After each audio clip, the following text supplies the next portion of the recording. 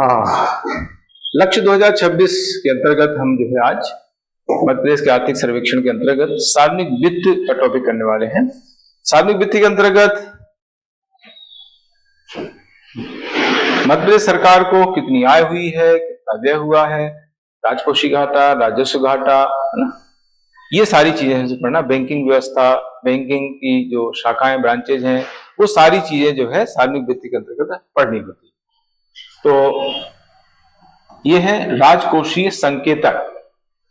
उसमें सबसे पहले आता है राजकोषीय घाटा। राजकोषीय घाटा का क्वेश्चन बहुत आया है पहले एग्जाम में। राजकोषीय घाटा एक्चुअली सबसे बड़ा घाटा होता है, सरकार का सबसे बड़ा घाटा होता है राजकोषीय घाटा, फिस्कल डेफिसिट।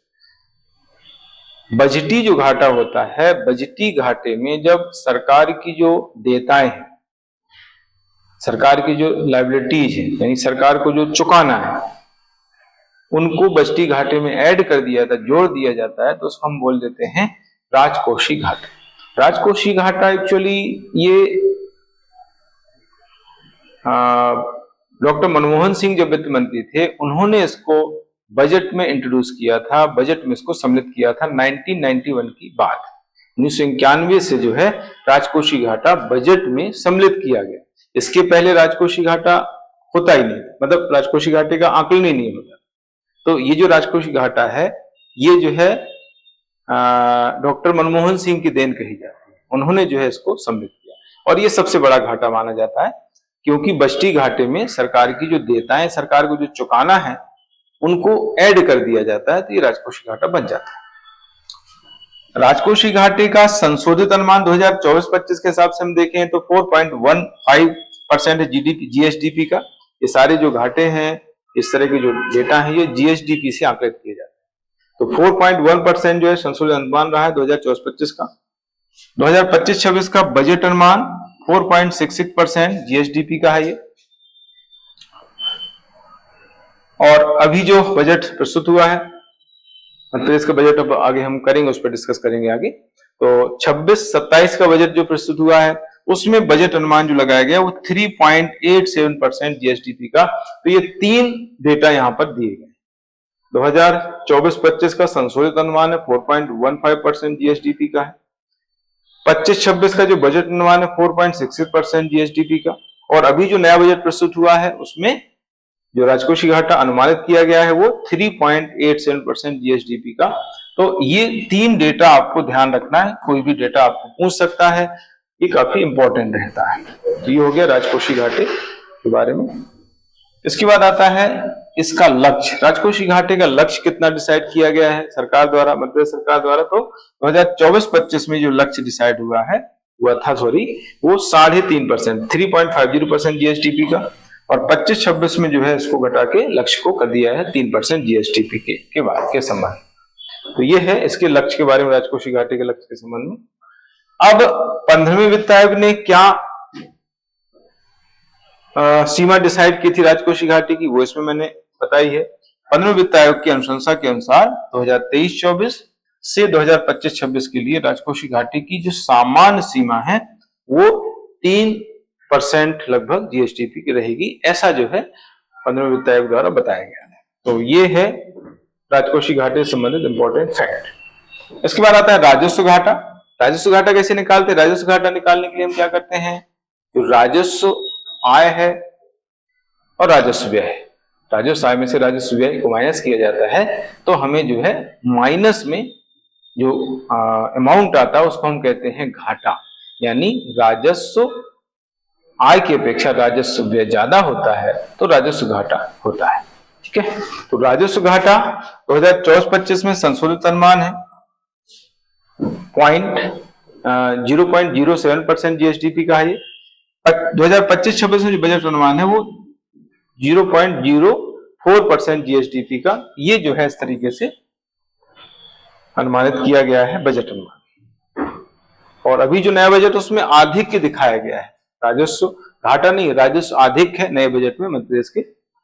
फिर प्राप्तियां, जीएसडीपी के प्रतिशत के रूप में मध्य प्रदेश सरकार को कुल प्राप्तियां कितनी हुई हैं 2024-25 में संशोधित अनुमान ये 21.87% जीएसडीपी के प्रतिशत के रूप में कुल प्राप्तियां इतनी रही हैं। 2025-26 में ये प्राप्तियां हुई हैं 22.15%। नए बजट के हिसाब से हम आगे देखेंगे। अभी ये पुराने जो डेटा है जो सर्वेक्षण में बताए गए हैं उसके बारे में बात कर रहे हैं। तो लगभग कहना चाहिए तो 21 से 22% की प्राप्तियां जो है जीएसडीपी के रूप में भारत को मध्य प्रदेश को रही। यहां तक हो जाता है।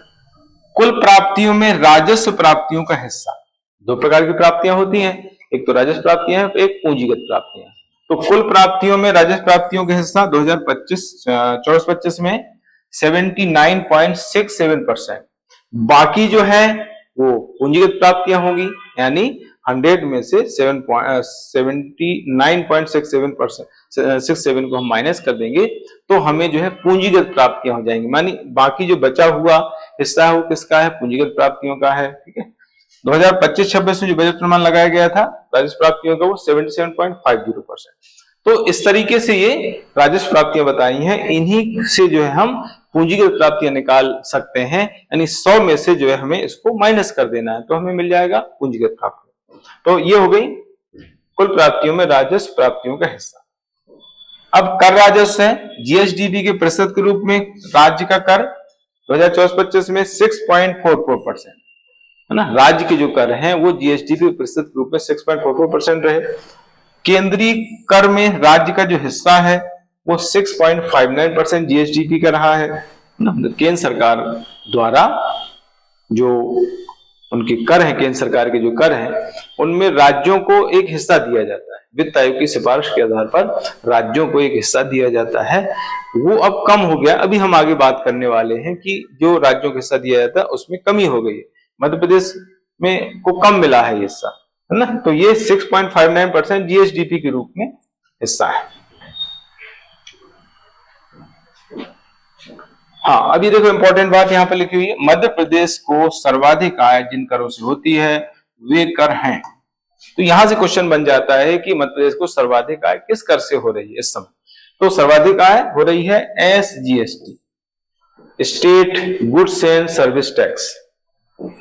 State goods and service tax जो है राज्य का जो जीएसटी है उससे जो है मध्य प्रदेश को सबसे ज्यादा इस समय आय प्राप्त हो रही है। जीएसडीपी के प्रतिशत के रूप में है 2.49%, यानी सर्वाधिक जो आय है वो मध्य प्रदेश को जीएसटी से हो रही है।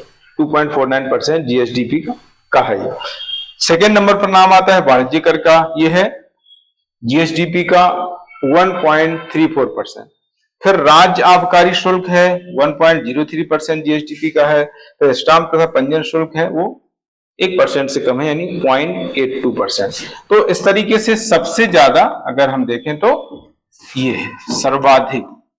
तो यहां से क्वेश्चन बनने की संभावना बन जाती है। ठीक, यहां तक क्लियर हो गया। इसके बाद फिर राजकोषीय संकेतक है, ये व्यय है। व्यय के आंकड़े हैं। अभी हमने प्राप्तियां पढ़ी यानी आय के आंकड़े पढ़े, ये व्यय के आंकड़े हैं। तो इसमें 2025-26 के डेटा है। राजस्व व्यय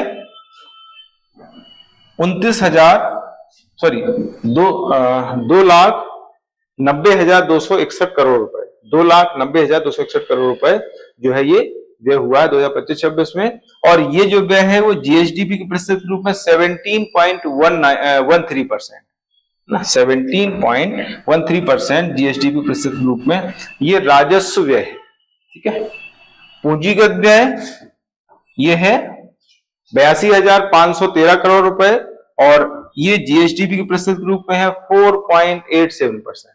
तो इस तरीके से ये राजस्व व्यय, पूंजीगत व्यय, दो व्यय मैंने यहाँ पर बताए हैं जीएसडीपी के प्रतिशत के रूप में। ये डेटा यहाँ पर लिखा हुआ।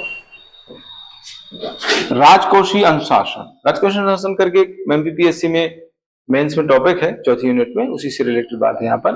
राजकोषीय अनुशासन का मतलब क्या होता है?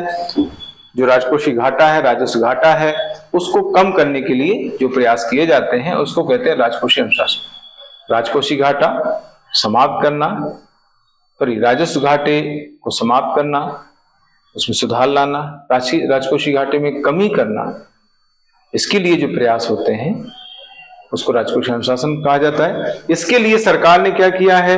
इसके लिए सरकार ने एक अधिनियम पास किया है। है ना। ये राजकोषीय प्रबंधन में अनुशासन सुनिश्चित करने के उद्देश्यों के साथ राज्य में मध्य प्रदेश राजकोषीय उत्तरदायित्व एवं बजट प्रबंधन अधिनियम 2005 लाया गया है। इसको कहते हैं Madhya Pradesh fiscal responsibility and budget management, MPFRBM।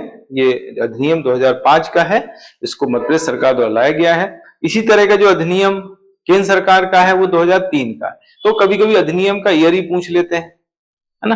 तो केंद्र सरकार का ये जो अधिनियम है वो 2003 का है उसका ईयर, और मध्य प्रदेश का जो है ये अधिनियम 2005 का है। ये दोनों अधिनियमों के जो ईयर हैं आपको ध्यान रखना है। ऋण GSDP अनुपात, ऋण GSD अनुपात 2004-05 में आप देखें तो 39.5% था, और अभी जो है थोड़ा सा कम हो गया है 23-24 में। 31 मार्च 2024 तक का ये डेटा है, ये हो गया है 27.99%, यानी लगभग 28% के आसपास है, और इसके पहले ये था 39.5%। तो थोड़ा सा कम हुआ है ये अच्छी बात है। ऋण GSDP यानी सरकार का जो ऋण है वो GSDP के रूप में कितना है वो इसमें बताया गया है। ऋण GSDP अनुपात से संबंधित ये डेटा है, ये वही डेटा है। ऋण GSDP अनुपात संबंधी ये डेटा यहाँ पर बताए गए हैं। 15वें वित्त आयोग द्वारा अनुशंसित राजकोषीय समेकन पद परसेंटेज है 2018-19 में ये जो था 25%, उपलब्धि हुई है 24% के आसपास, है ना। ऋण GSDP अनुपात जो है जो 15वें वित्त आयोग द्वारा ये बताया गया था कि 25% होना चाहिए, लेकिन प्राप्ति हुई है 24%।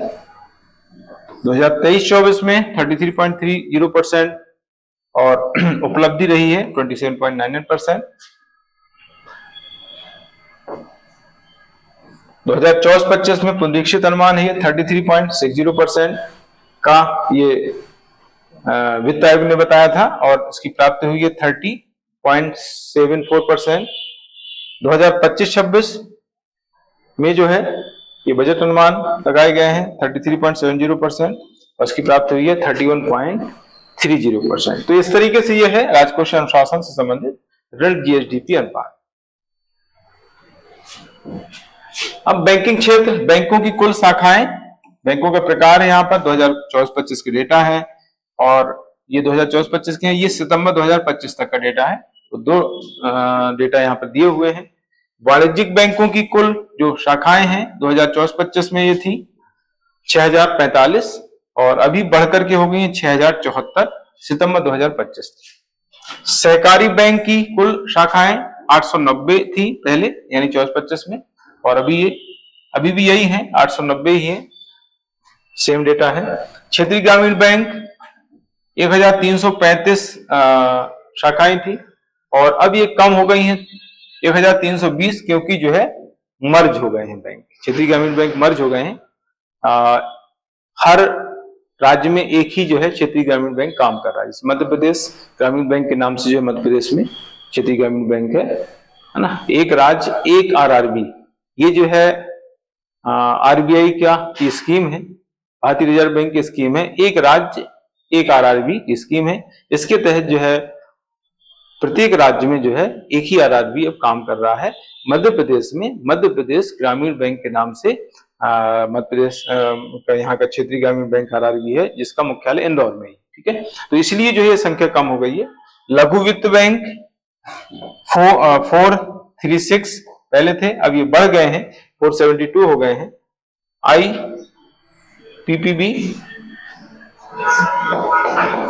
ये बैंक है 42, और इधर भी 42 कुल हो गए हैं। ये 8775 पहले थे, अभी 8798 हो गए हैं, ये बढ़ गए हैं। तो इस तरीके से जो है ये मध्य प्रदेश में बैंकों की कुल ब्रांचेज यानी शाखाएं, कभी एग्जाम में पूछ रहे तो आपको ध्यान रखना है।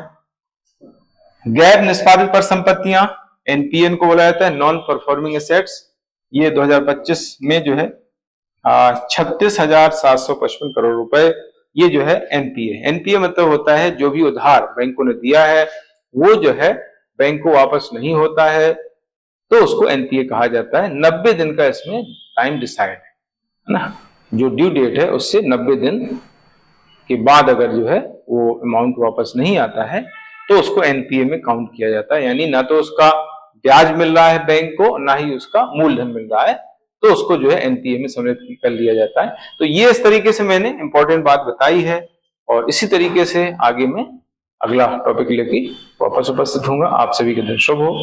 जय हिंद, गुड लक।